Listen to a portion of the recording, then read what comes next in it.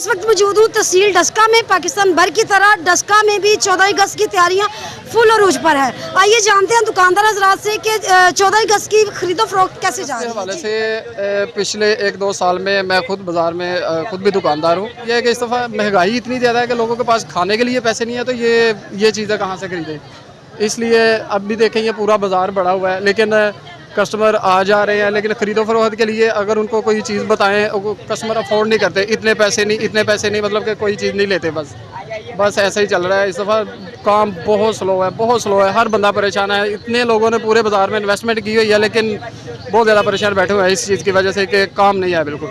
इस दफ़ा काम तो बिल्कुल नहीं है, रश है बाज़ार में। इस दफ़ा वो 14 अगस्त नहीं है जो सी होती है, क्योंकि जो सी चीज़ हमें 500 की आती है, कस्टमर उसका रेट 300 लगा रहा है। इस दफ़ा कोई काम नहीं है, कोई चीज़ नहीं है। ऊपर से हुकूमत की पाबंदियाँ भी हैं हर चीज़ के ऊपर।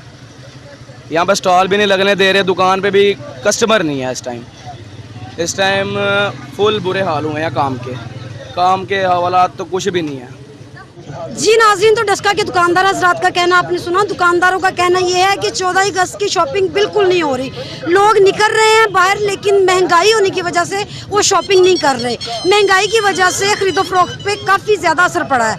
किरण चौधरी, वश न्यूज़, डस्का।